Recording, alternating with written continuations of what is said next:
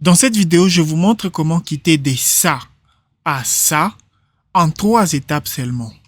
Même si à la première ouverture de Obsidian, tu tombes sur ça, eh bien, il faut que tu saches que si ton Obsidian reste moche, c'est de ta faute. Et oui, cette première fenêtre de Obsidian est fade, sans goût et beaucoup la trouvent vraiment moche. C'est grisâtre partout et un peu déprimant, je trouve. Donc, après la première ouverture, beaucoup ferment la fenêtre aussitôt et n'ont même plus envie de revenir. Et je peux le comprendre, je suis passé par là. Et donc, dans cette vidéo, je vais te partager les paramètres que j'ai appliqués pour donner un peu de couleur dans mon Vault Obsidian.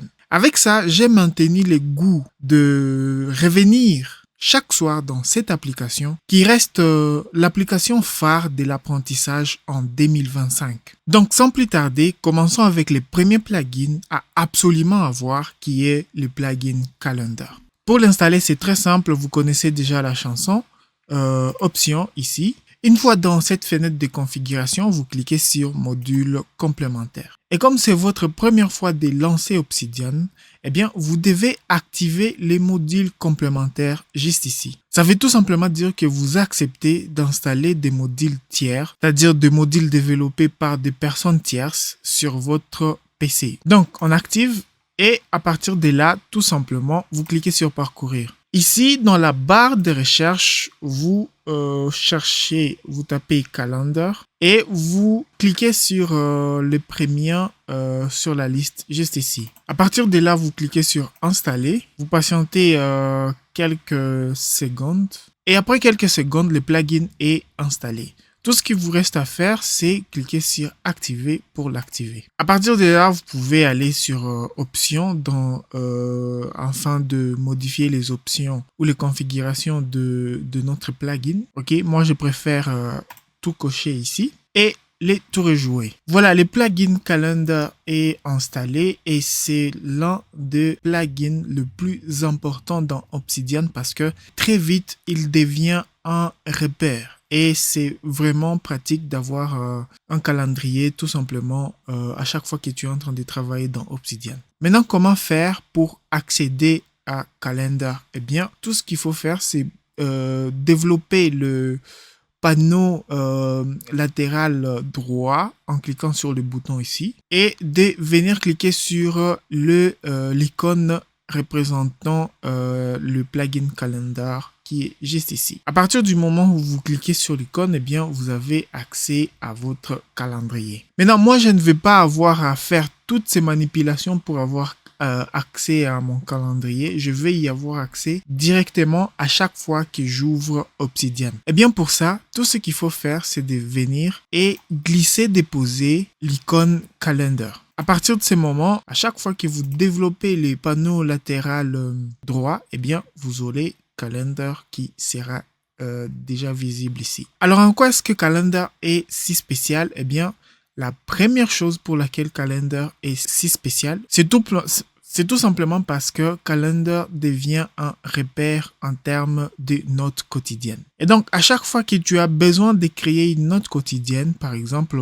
aujourd'hui on est le 10 juillet 2025, tu n'as qu'à cliquer sur cette date et directement Obsidian te demande si tu veux créer une note quotidienne parce que la note du jour n'existait pas encore. Donc moi je vais cliquer sur créer et directement vous allez voir que ma note a été créée juste ici. Elle est même ouverte dans ces petits onglets là. Vous pouvez faire la même chose en cliquant sur toutes les dates. Et ce qui est cool, c'est que avec Calendar, à chaque fois que vous voulez ouvrir une note quotidienne, tout ce que vous avez à faire, c'est de cliquer sur la date de la note que vous voulez ouvrir. Par exemple, si vous voulez ouvrir la note d'aujourd'hui, ici, la note qui est ouverte, c'est celle du 8 juillet. Eh bien, si je vais revenir à la note du 10 juillet, je n'ai qu'à cliquer ici. Et directement, la note du 10 juillet est ouverte. Après le plugin Calendar, voyons voir comment personnaliser les panneau de gauche ou la zone d'exploration. C'est tout simplement cette zone ici dans laquelle on va retrouver tous les noms de nos fichiers, de nos dossiers et de nos notes. Alors, les premiers plugins qui vont nous permettre de rajouter un peu du fun et un peu de vie dans cette zone-là s'appelle Iconize. Donc, on va l'installer, très simple. Module complémentaire, parcourir Iconize. Une fois que vous avez écrit Iconize dans la barre de recherche, normalement, vous n'aurez qu'un seul élément sur la liste parce qu'il n'y a qu'un seul plugin qui a ce nom-là. Donc, vous cliquez dessus, installer. Évidemment, vous connaissez déjà la chanson. Activer, option pour faire quelques réglages. Alors, ici, il n'y a pas grand-chose à faire comme réglage. La seule chose qui va nous intéresser ici, ce sont le pack des emojis. Donc, si vous cliquez ici, vous allez avoir le droit de choisir un des packs parmi les packs qui sont répertoriés ici. Si vous avez du temps, vous pouvez les parcourir et voir ce qui vous intéresse. Par contre, je vais juste vous prévenir, il y en a qui ne sont pas colorés. Donc, à partir de là, tout est bon. On va maintenant essayer d'ajouter des emojis sur nos fichiers. Alors, pour le faire, c'est très simple. Vous n'avez qu'à sélectionner les fichiers sur lesquels vous voulez ajouter un emoji. Vous faites un clic droit et à partir de là, vous venez cliquer sur Change Icon. Puis voilà, je vais faire une recherche, par exemple, avec Hand. Voilà, donc je vais mettre ça, Waving Hand. Voilà, ça, je trouve que ça traduit bien l'esprit de bienvenue, quoi. On peut faire la même chose avec les dossiers. Il suffit de faire un clic droit, Change Icon. Ici, on va faire la recherche de folder et on va se choisir un bel emoji bien coloré. Alors, tout ça, c'est bien, mais on ne peut pas ajouter ces emojis dans du texte de notre note. Alors, pour ajouter des emojis dans du texte de la note, eh bien, c'est un autre plugin qui s'appelle Emoji Autocomplete. Donc, on répète la chanson, option, module complémentaire, parcourir, on recherche. Et dans la barre de recherche, on tape Emoji Autocomplete. Cliquez dessus, évidemment, installer, activer.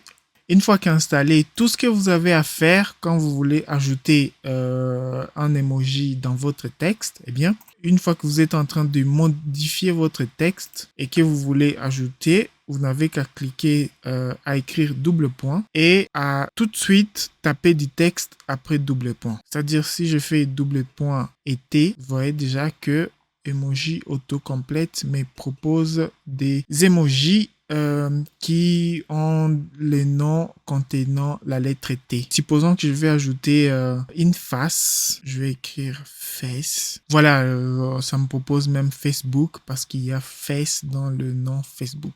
Par contre, c'est ces petites formes de grimaces que j'ai cherchées. Alors, je vais prendre le mec qui est très amoureux là. Et voilà. Bon, merci Emoji Complète. Hein. Jusque-là, c'est toujours du fun qu'on est en train d'ajouter dans nos notes.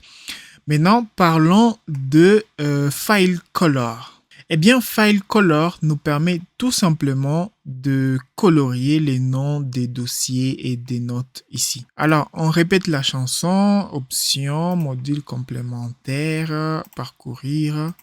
Et on tape ici File Color. Il est là, on clique dessus, installer, évidemment activer et on se balade un peu dans les options. Alors ici, il n'y a pas grand chose à faire comme option.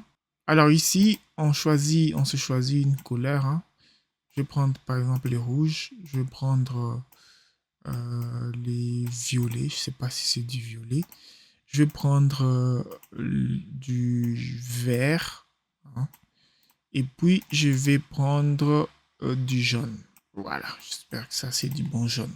N'oubliez pas comme moi, hein, cliquez sur Save. Donc, vous devez enregistrer les couleurs que vous avez prédéfinies. J'enregistre, je reviens. Clique droit sur les noms de la note, Set Color, et on retrouve bien nos couleurs prédéfinies. Ok. Alors, vous voyez qu'on peut donner des noms aux couleurs. Hein, on va les faire vite pour que vous voyez les use cases, comment moi j'utilise ces plugins, eh bien, tout ce qui est rouge, pour moi, ça va être urgent. OK? Tout ce qui est vert, ça va être projet. Tout ce qui est jaune, ça va être important. Hein? Ce n'est qu'un exemple hein, important. Et tout ce qui est violet va être intéressant. On clique encore sur Save, n'oubliez pas. Et on revient ici, clic droit, Set Color. Et à partir de là, si vous êtes en train de travailler sur un projet, une note représentant un projet qui est urgent, eh bien, vous n'avez qu'à cliquer sur la couleur rouge et vous voyez que les noms de notre note est maintenant rouge. Vous pouvez même faire la même chose sur vos dossiers. Cette color, allez, on va dire que c'est les dossiers contenant les projets. Donc, on les colore en vert. Merci File Color. Maintenant, passons au plugin qui s'appelle Colored Tags. Eh bien, comme son nom l'indique, c'est juste un plugin qui va nous aider à colorier des tags dans nos notes. OK? Alors, la chanson se répète. Module complémentaire parcourir. On fait la recherche Color Tag. On clique là, installer. On patiente quelques secondes et évidemment, après, on va activer. On va sur options. Alors, il y a pas grand chose, c'est relativement facile. Il n'y a même pas grand chose à faire ici, ok, comme configuration. Mais une fois que vous l'avez installé, vous pouvez directement l'utiliser. Il suffit d'essayer avec un tag, par exemple. Alors ça, c'est la couleur. Voilà, là, ça vient de changer, mais la couleur un peu bleuâtre, là, un peu comme ça, c'est la couleur quand tous les tags nativement dans Obsidian. OK? Par contre, quand vous ajoutez Colored Tag, eh bien, vous voyez que les tags vont commencer à prendre des couleurs différentes. Voilà, vous voyez. Et si j'essaye avec un troisième tag, lui aussi il va prendre une couleur différente. Voilà. Alors ça permet juste de rajouter un peu de couleur dans vos notes, mais aussi d'identifier directement des tags à la vue. Bien, merci beaucoup Colored Tags. Maintenant, parlons de File Explorer++. Ok, alors, on répète la chanson. File Explorer++ va nous aider à faire... je l'utilise beaucoup pour épingler des dossiers et des fichiers dans la zone d'exploration. Je l'ai ici, on installe, on active. Il n'y a rien comme configuration spéciale à faire. Ok, alors, supposons qu'on a un deuxième dossier ici. Je vais appeler HYT. Je ne sais même pas ce que ça veut dire, mais bon, voilà. Je vais lui donner une icône. On va écrire requête pour prendre, voilà, c'est ça que je cherche. Ok, disons que là, j'y mets toutes les notes en rapport avec comment booster ma productivité. Alors, supposons que je veux que ces dossiers restent en tête sur la liste ici. Tout ce que j'ai à faire, c'est de faire un clic droit et de cliquer sur Pin Folder. Et ça, c'est File Explorer++ qui vous permet de le faire. Si vous n'avez pas encore installé File Explorer++, eh bien, vous n'aurez pas ces boutons ici. Et si je clique, et voilà, vous voyez que les dossiers est maintenant en tête des listes. Vous pouvez le faire aussi avec les notes. Si je pin, eh bien, vous voyez que Obsidian vient de ramener la note en tête des listes. Alors, si vous avez une note dans un dossier, comme celle-ci, par exemple, je vais faire 2.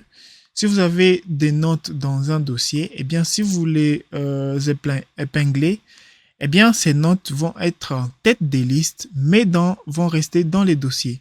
Si je prends par exemple celui-ci, cette note ici, et que je l'épingle, eh bien, vous voyez qu'elle est maintenant en tête des listes, mais bien dans son dossier ici. Voilà, ça ne change pas grand-chose à Obsidian, mais je vous assure qu'une fois que vous commencez à travailler avec des milliers de notes, eh bien, cette fonctionnalité deviendra de plus en plus importante pour vous.